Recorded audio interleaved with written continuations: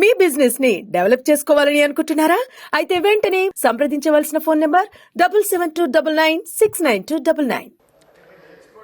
రైతు భరోసా పై స్వల్ప వ్యవధి చర్చ. గౌరవ మంత్రి గారు.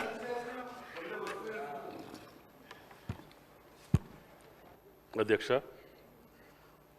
ఈనాడు అతి ముఖ్యమైనటువంటి రాష్ట్ర రైతాంగానికి అదేవిధంగా రాష్ట్ర అభివృద్ధికి తోడ్పడేటటువంటి వ్యవసాయానికి సంబంధించినటువంటి రైతు భరోసాపై స్వల్పకాలిక చర్చకి అవకాశం ఇచ్చినటువంటి స్పీకర్ గారికి సభ్యులకి అందరికీ ధన్యవాదాలు తెలియజేస్తా.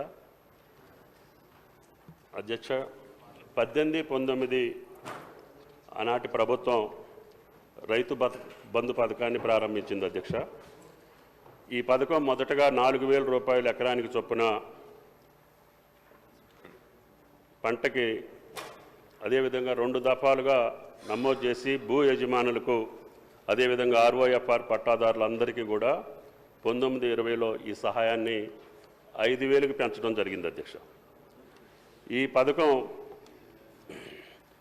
ధరణి పోర్టల్లో లభ్యమయ్యే భూమి హక్కుల రికార్డుల ఆధారంగా నిర్ణయించబడింది. అధ్యక్ష, కావున భూమి కలిగిన వారు సాగు చేయకపోయినా ఈ పథకానికి అర్హులయ్యారు. అధ్యక్ష, ఈ రైతు బంధు అమలు చేసినటువంటి విధానం వ్యవసాయ శాఖకు లబ్ధిదారుల పేరును మార్చడం లేదా CCLA నుండి అందిన భూమి విస్తీర్ణంలో మార్పు చేయడానికి అనుమతి లేదు. అధ్యక్ష, వ్యవసాయ శాఖ పట్టాదారుల బ్యాంక్ ఖాతా వివరాలను సేకరించి రైతు బంధు పోర్టల్ అప్డేట్ చేస్తుంది.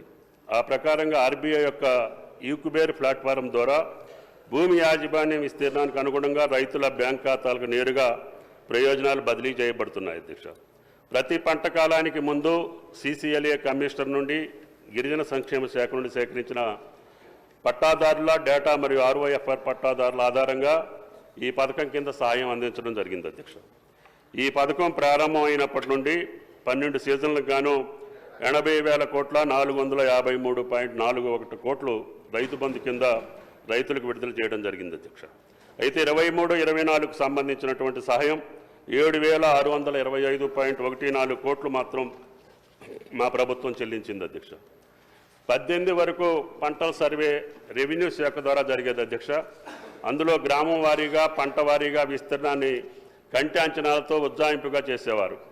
18లో భూమి రికార్డుల డిజిటలైజేషన్ తర్వాత పంటల సర్వే వ్యవసాయ శాఖ బాధ్యతగా మారింది. అధ్యక్ష, వానాకాలం 19 నాటికి AEOలు మొబైల్ యాప్ సహాయంతో పంటల నగదు సర్వే ప్రారంభించారు. అధ్యక్ష, 19 పంటల నమోదు ప్రారంభం నుంచి రైతు వారీగా రైతు బంధు సాయం పొందిన విస్తీర్ణం మరియు వారి పంట వేసిన విస్తీర్ణం విశ్లేషణ చేయగా సుమారు 21,283.66 కోట్ల సాగు చేయని భూముల కోసం విడుదలయ్యాయని గమనించడం జరిగింది. అధ్యక్ష, ఆ టేబుల్ కూడా మీకు నోట్లో ఏ సంవత్సరంలో ఎంత జరిగింది అనేది కూడా మీకు వివరాలు ఇచ్చాం. అధ్యక్ష, దీనివల్ల రైతు భూమిని సాగు చేస్తే మాత్రమే ప్రయోజనాలు ఇవ్వాలి. అధ్యక్ష, GO/RT నెంబర్ 231 ప్రకారం ఈ పథకం యొక్క ముఖ్య ఉద్దేశం. అధ్యక్ష, కానీ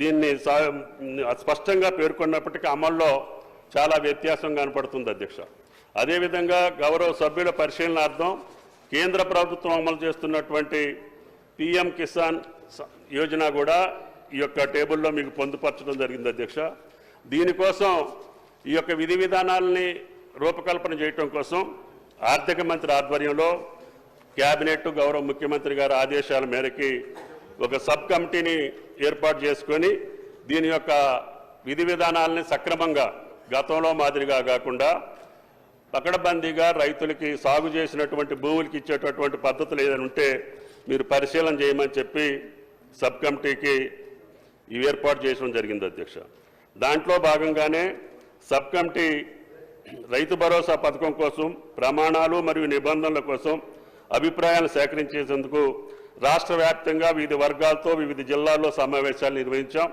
అంతేకాకుండా వీడియో కాన్ఫరెన్స్ ద్వారా రైతుల నుంచి ప్రతిపాదిత పథకం గురించి అభిప్రాయాలు సేకరించాం. అధ్యక్ష, సహకార సంఘాల నుంచి కూడా ప్రత్యేక సమావేశాలు ఏర్పాటు చేసి వారి యొక్క ఉద్దేశాలను కూడా గమనం.